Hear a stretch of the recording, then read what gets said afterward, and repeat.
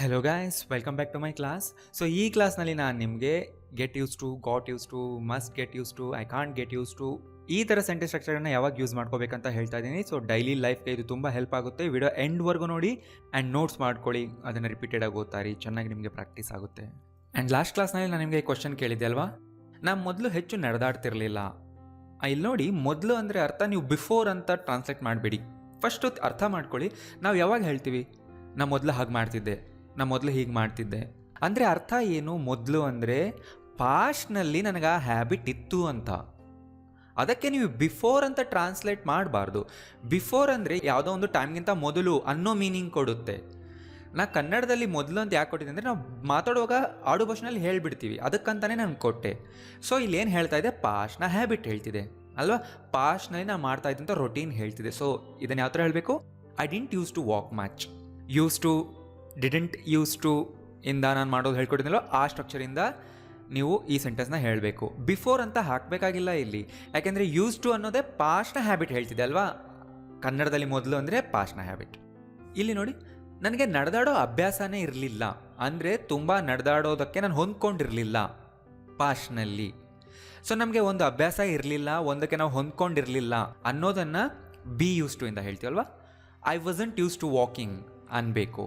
And ನಾನು ಹೇಳಿದೆ used to ಮುಂದೆ ನೌನ್ ಫಾರ್ಮ್ ಹಾಕಬೇಕು ಯಾವಾಗಲೂ. ಈ ಥರ ಹೇಳಿದ್ರೆ wrong. I wasn't use to walk ಅಂದರೆ ರಾಂಗ್, ಯಾಕೆಂದರೆ ಇಲ್ಲಿ ವರ್ಬ್ ಬರೋದೇ ಇಲ್ಲ. ವಾಕಿಂಗ್ ಅನ್ನೋದು ವರ್ಬ್ ಅಲ್ಲ, ಅದು ING ನೌನ್. ಅದನ್ನ ಗ್ರಾಮ್ಯಾಟಿಕಲಿ ಜೊರಂಡ್ ಅಂತಾರೆ. ಸೊ ನೀವು ಸ್ವಲ್ಪ ಜನ ವೀಡಿಯೋನ ತುಂಬ ಕೇರ್ಫುಲ್ಲಾಗಿ ಅಬ್ಸರ್ವ್ ಮಾಡಿಲ್ಲ, ನಾನು ಹೇಳೋದನ್ನು ಗಮನ ಇಟ್ಟು ಕೇಳಿಲ್ಲ, ನೋಡಿಲ್ಲ. ಪ್ರತಿ ವಿಡಿಯೋದಲ್ಲಿ ನೀವು ಇದೇ ಥರ ಮಾಡಿದ್ರೆ ನಿಮ್ಗೇನು ಯೂಸ್ ಆಗಲ್ಲ. ಸೊ ನಾನು ಹೇಳೋ ಗಮನ ಇಟ್ಟು ಕೇಳಿಸ್ಕೊಳ್ಳಿ ಆ್ಯಂಡ್ ಬರ್ಕೊಳ್ಳಿ. ಸೊ ನಾನೀಗ ಫಸ್ಟ್ ಬಿ ಯೂಸ್ ಟು ಇಂದ ಇನ್ನಷ್ಟು ಎಕ್ಸಾಂಪಲ್ಸ್ ಹೇಳ್ತೀನಿ, ಆಮೇಲೆ get use to, got use to ಮೇಲೆ ಎಕ್ಸಾಂಪಲ್ಸ್ ಕೊಡ್ತೀನಿ. ರೈಟ್, ಇಲ್ಲಿ ನೋಡಿ, ಅವನು ಸೇಲ್ಸ್ಮನ್ ಆಗಿದ್ದ, ಆದ್ದರಿಂದ ಅವನಿಗೆ ಓಡಾಡುವ ಅಭ್ಯಾಸ ಇತ್ತು. He was a salesman, so he was use to travelling. ಈ ಸೆಂಟೆನ್ಸ್ ಯಾರ್ಯಾರಿಗೆ ಅರ್ಥ ಆಗಿಲ್ಲ ನೀವು ಲಾಸ್ಟ್ ಕ್ಲಾಸ್ ನೋಡಿ. ಆದರೆ ನನಗೆ ಇಷ್ಟೊಂದು ಓಡಾಡುವ ಅಭ್ಯಾಸ ಇಲ್ಲ. ಅವನಿಗಾದರೆ ಅಭ್ಯಾಸ ಇತ್ತು, ಬಟ್ ನನಗೆ ಓಡಾಡೋ ಅಭ್ಯಾಸ ಇಲ್ಲ. But I am not use to travelling so much.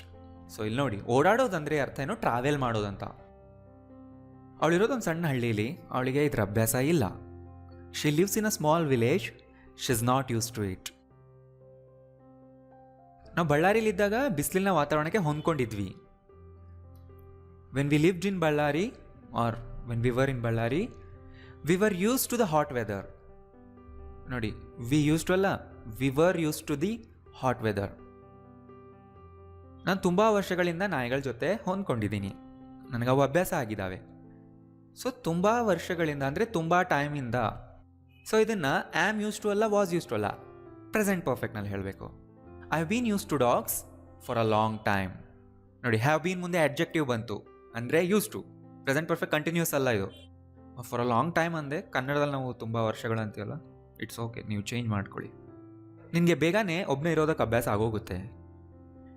You will soon be use to living alone. You will be use to, ನಾನೇನು ಮಾಡಿದ್ದೀನಿ, you will soon be. Will be ಮಧ್ಯದಲ್ಲೇ ಸೋನ್, ಸ್ಟಿಲ್, ಆಲ್ರೆಡಿ ಈ ಥರ ವರ್ಡ್ಗಳನ್ನ ಹಾಕ್ತೀವಿ ನಾವು ಯಾವಾಗಲೂ ಮಧ್ಯದಲ್ಲಿ, right. ಅವರೊಬ್ಬ ಟೀಚರ್, ಆದ್ದರಿಂದ ಅವರಿಗೆ ಎಲ್ಲರ ಮುಂದೆ ಮಾತಾಡೋ ಅಭ್ಯಾಸ ಇದೆ. She is a teacher, so she is use to speaking in public. So ನಾನು ಲಿಶಿನ ಅವರು ಅಂತಲೇ ಕರೆದಿದ್ದೀನಿ. ಅವನಿಗೆ ರಾತ್ರಿ ಟೈಮಲ್ಲಿ ಕೆಲಸ ಮಾಡೋ ಅಭ್ಯಾಸ ಇಲ್ಲ, ಅದಕ್ಕೆ ಅವ್ನು ಕೆಲವು ಸಾರಿ ನಿದ್ದೆ ಮಾಡಿಬಿಡ್ತಾನೆ. He is not use to working at night, so he sometimes falls asleep. ಅವ್ನಿಗೆ ಹೆಚ್ಚು ನಡೆದಾಡೋ ಅಭ್ಯಾಸ ಇರಲಿಲ್ಲ, ಅದಕ್ಕೆ ಅಷ್ಟು ದೂರ ನಡೆದಾದ್ಮೇಲೆ ಅವನಿಗೆ ಕಾಲು ನೋಯ್ತಿದ್ವು. He wasn't use to walking so much, so his legs hurt after the long walk. So second part simple past ಟೆನ್ಸ್ನಲ್ಲಿದೆ. ನನಗಿಷ್ಟು ತಲೆ ಕೆಡಿಸ್ಕೊಂಡು ಸ್ಟ್ರೆಸ್ ಆಗೋ ಅಭ್ಯಾಸ ಇಲ್ಲ. I am not use to having so much stress. ನಂಗೆ ತುಂಬ ಜನರ ಎದುರುಗಡೆ ಮಾತಾಡೋ ಅಭ್ಯಾಸ ಇರಲಿಲ್ಲ. I was not used to talking in front of groups of people. ನಾನು ಹೊಸ ಕೆಲಸ ಸ್ಟಾರ್ಟ್ ಮಾಡಿದಾಗ ಅಷ್ಟೊಂದು ಗಂಟೆಗಳ ಕಾಲ ಕೆಲಸ ಮಾಡೋ ಅಭ್ಯಾಸ ಇರಲಿಲ್ಲ. I wasn't use to working such long hours when I started my new job. Tired ಆಗೋ ಅಭ್ಯಾಸ ಇದೆ ನನಗೆ. ಇಲ್ಲಿ ನೋಡಿ, ಟಯರ್ಡ್ ಆಗೋದು ಅಂದರೆ ಟು ಬಿ ಟಯರ್ಡ್. ಸೊ ನಾವಿಲ್ಲಿ ಆಲ್ರೆಡಿ ಬಿ ಫಾರ್ಮ್ನ ಯೂಸ್ ಮಾಡ್ತೀವಿ, ಅವಾಗ ಏನು ಹೇಳ್ಬೇಕು, ಈ ಥರ ಹೇಳ್ಬೇಕು. I am use to being tired. Right, ಅರ್ಥ ಆಯ್ತಲ್ಲ? ಬೀಯಿಂಗ್ ಟಯರ್ಡ್ ಅಂದರೆ ಟಯರ್ಡ್ ಆಗುವ, ರೈಟ್. ಅದೇ ಥರ ನೋಡಿಲಿ, ಆ ಕೆಲಸದಿಂದ ಈಗೀಗ ನನಗೆ ತಾಳ್ಮೆಯಿಂದಿರೋ ಅಭ್ಯಾಸ ಆಗಿದೆ. ಮತ್ತೆ ನೋಡಿ, ಬೀಯಿಂಗ್ ಪೇಷಂಟ್ ಅಲ್ವಾ. Nowadays with that work I am use to being patient. ಅಂದರೆ ಆ ಕೆಲಸದಿಂದ ನಾನು ಅದನ್ನು ಕಲ್ತ್ಕೊಂಡಿದ್ದೀನಿ. I am use to be patient ಅನ್ನಲ್ಲ, I am use to being patient. ಅಂದರೆ ಅದು ಆಗಿರೋದು. ನಾನು ಹೇಳೋದಲ್ಲ, ING ವರ್ಡ್ಗಳು ಬರಬೇಕಲ್ಲಿ. ನನಗೆ ಹೊಸ ಜನರ ಸುತ್ತಮುತ್ತ ಇರೋ ಅಭ್ಯಾಸ ಇಲ್ಲ. ಹಾಗೇನು ಇಲ್ಲೂ ಅದೇ ಥರ ಬರಬೇಕು, ಬಟ್ ಈಗ ಟ್ರೈ ಮಾಡಿ ನೀವು.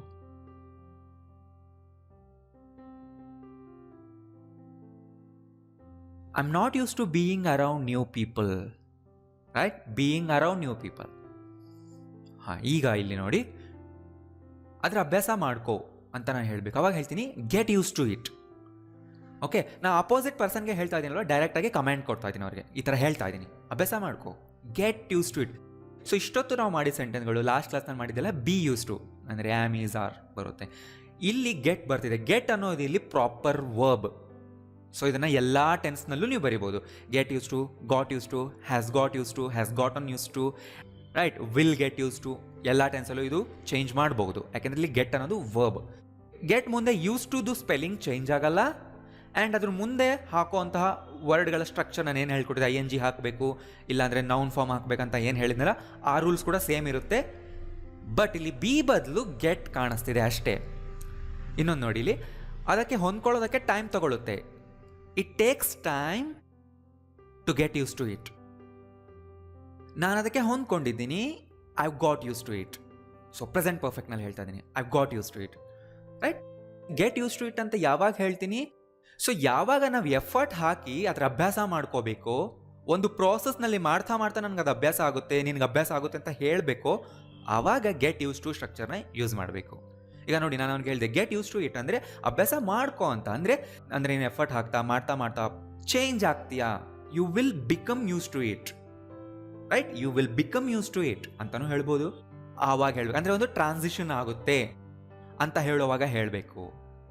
Right, I have got use to it ಅಂದರೆ ನಾನು ಅಭ್ಯಾಸ ಮಾಡ್ಕೊಂಡಿದ್ದೀನಿ, ನಾನೇ ಎಫರ್ಟ್ ಹಾಕಿ, ಮೊದಲು ಕಷ್ಟ ಆಯಿತು, ನಾನು ಎಫರ್ಟ್ ಆಗಿ ಈಗ ಚೇಂಜ್ ಆಗಿಬಿಟ್ಟಿದ್ದೀನಿ, ನಾನೀಗ ಹೊಂದ್ಕೊಂಡ್ಬಿಟ್ಟಿದ್ದೀನಿ ಅಂತ ಆ ಒಂದು ಟ್ರಾನ್ಸಿಷನ್ನ ಹೇಳಬೇಕಲ್ವ. ಮಾತಿನಲ್ಲಿ ಟ್ರಾನ್ಸಿಷನ್ ಆಗಿದೆ ಅಂತ ಅರ್ಥ ಆಯ್ತಲ್ಲ. ಅಭ್ಯಾಸ ಇದೆ, ಇತ್ತು, ಇರುತ್ತೆ ಅಂತ ಹೇಳುವಾಗ ಬಿ ಯೂಸ್ ಟು ಯೂಸ್ ಮಾಡ್ಕೊಳ್ಳಿ. ಅವನಿಗೆ ಕೆಲಸದ ಅಭ್ಯಾಸ ಇದೆ ಅಂದರೆ he is use to this work ಅನ್ಬೇಕು. ಅವನಿಗೆ ಈ ಕೆಲಸದ ಅಭ್ಯಾಸ ಆಗಿದೆ, ಹೊಂದ್ಕೊಂಡಿದ್ದಾನೆ ಅಂದರೆ he got use to, he got use to the new work ಅನ್ಬೇಕು. ಸೊ ಪಾಸ್ಟ್ನಲ್ಲಿದೆ, ಇದನ್ನು ಪ್ರೆಸೆಂಟ್ ಪರ್ಫೆಕ್ಟ್ನಲ್ಲೂ ಹೇಳ್ಬೋದು, he has got use to the new work ಅಂತ.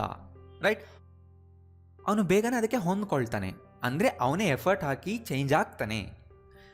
ಹಿ will get use to it very soon. ಅಷ್ಟೇ ನೋಡಿ. ಸೊ ನಾನು ಹೇಳಿದ್ನಲ್ಲ, ಗೆಟ್ ಅನ್ನೋದು ವರ್ಬ್, ಅದನ್ನೆಲ್ಲ ಟೆನ್ಸಲ್ಲೂ ಯೂಸ್ ಮಾಡ್ಬೋದು. ಯಾವಾಗಲೂ ಹೊಸ ಜಾಗಕ್ಕೆ ಹೊಂದ್ಕೊಳ್ಳೋದಕ್ಕೆ ಟೈಮ್ ಹಿಡಿಯುತ್ತೆ, ಅಂದರೆ ನಾವು ಚೇಂಜ್ ಆಗೋದಕ್ಕೆ ಟೈಮ್ ಹಿಡಿಯುತ್ತೆ, ನಾವು ಟ್ರಾನ್ಸಿಷನ್ ಆಗೋದಕ್ಕೆ ಟೈಮ್ ಹಿಡಿಯುತ್ತೆ. It always takes time. ಇದು present simple. To get use to a new place. To ಮುಂದೆ ಬರೋದು ಯಾವಾಗಲೂ ಗೆಟ್ಟೇ ಇರುತ್ತೆ, ಇಷ್ಟು ನೆನ್ಪಿಟ್ಕೊಂಬಿಡಿ. ಇಲ್ಲಿ ನೋಡಿ, ಆ ಜಾಗಕ್ಕೆ ಹೊಂದ್ಕೊಳ್ಳೋದಕ್ಕೆ ನಮಗೆ 2 ವರ್ಷ ಹಿಡಿದಿತ್ತು. ಸೊ ಪಾಸ್ಟ್ ಬಗ್ಗೆ ಮಾತಾಡ್ತಿದ್ದೀವಲ್ವಾ, it took 2 years to get use to that place. Right, 2 ಮುಂದೆ ಪಾಸ್ಟ್ ಮಾಡಬಾರ್ದು, ನಿಮಗೆ ರೂಲ್ಸ್ ಗೊತ್ತಿದೆಯಲ್ಲ. ಯಾಕೆಂದರೆ ಫಸ್ಟ್ ಪಾರ್ಟೇ ಹೇಳ್ತಾ ಇದೆ ಇಟ್ ಟುಕ್ 2 years ಅಂತ. ಸೊ ಪಾಸ್ಟ್ ಟೆನ್ಸ್ ಬಗ್ಗೆನೇ ಮಾತಾಡ್ತಿದ್ದೀವಿ. So got use to separate ಸೆಂಟೆನ್ಸೇ ಇದ್ದರೆ ನೀವು ಹೇಳ್ಬೋದು, ಬಟ್ ಇಲ್ಲಿ ಆಲ್ರೆಡಿ ನಾವು ಪಾಸ್ಟ್ನ ಸ್ಟಾರ್ಟ್ ಮಾಡಿದ್ದೀವಲ್ಲ. ಈ ಜಾಗಕ್ಕೆ ಹೊಂದ್ಕೊಳ್ಳೋದಕ್ಕೆ ಸ್ವಲ್ಪ ಟೈಮ್ ಹಿಡಿಯುತ್ತೆ. ಫ್ಯೂಚರ್ ಬಗ್ಗೆ ಹೇಳ್ತಾ ಇದ್ದೀನಿ, ಫ್ಯೂಚರಿಗೆ ಚೇಂಜ್ ಮಾಡಿ ಅಷ್ಟೇ. It will take some time to get use to this place ಅಷ್ಟೇ. ಅಂದರೆ ಚೇಂಜ್ ಆಗೋದಕ್ಕೆ ಟೈಮ್ ಆಗುತ್ತೆ ನಮಗೆ. ಮಾಸ್ಕ್ ಹಾಕ್ಕೊಳ್ಳೋದಕ್ಕೆ ಅಭ್ಯಾಸ ಆಗಲು ಸ್ವಲ್ಪ ಟೈಮ್ ಹಿಡಿಯುತ್ತೆ. It will take some time to get used to wearing a mask. So ನಾನು ಹೇಳಿದ್ನಲ್ಲ, ಗೆಟ್ ಯೂಸ್ ಟು ಮುಂದೆ ನೌನ್ ಫಾರ್ಮ್ ಬರಲಿ ಆರ್ ING ವರ್ಡ್ ಬರಲಿ, ಆ ರೂಲ್ ಇಲ್ಲಿ ಆ್ಯಸ್ ಇಟ್ ಈಸ್ ಸೇಮ್ ಇರುತ್ತೆ ನೋಡಿ. It will take some time to get use to wearing a mask. ನಾನು ಅದಕ್ಕೆ ಹೊಂದ್ಕೊಳ್ಳೋದಕ್ಕೆ ಇನ್ನೂ ಟ್ರೈ ಮಾಡ್ತಾ ಇದ್ದೀನಿ. I am still trying to get use to it. ಚಿಂತೆ ಮಾಡಬೇಡ, ಮುಂದೊಂದು ದಿನ ನಿನಗೆ ಅಭ್ಯಾಸ ಆಗೋಗುತ್ತೆ. ಡೋಂಟ್ ವರಿ, ಕಂಪ್ಲೀಟ್ ಮಾಡಿ.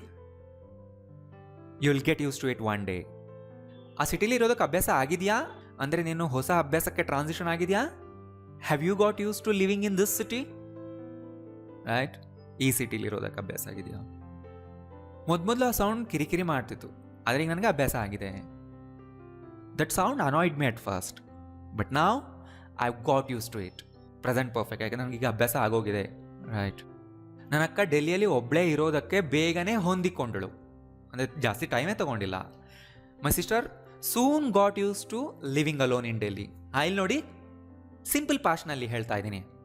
ಮೈ sister soon got use to living alone in Delhi. So ನನಗೆ ಆಲ್ರೆಡಿ ಪ್ರತಿ ಟೆನ್ಸ್ ಮೇಲೂ ಡೀಟೇಲ್ಡ್ ಆಗಿ ವಿಡಿಯೋ ಮಾಡಿದ್ದೀನಿ, ಎಲ್ಲ ವರ್ಬ್ಗಳ ಮೇಲೂ, ಎಲ್ಲ ವರ್ಬ್ ಫಾರ್ಮ್ಸ್ ಮೇಲೂ ಡೀಟೇಲ್ ವಿಡಿಯೋ ಮಾಡಿದ್ದೀನಿ. ನೀವು ಯಾರ್ಯಾರು ನೋಡಿಲ್ಲ ಹೋಗಿ ನೋಡಿ.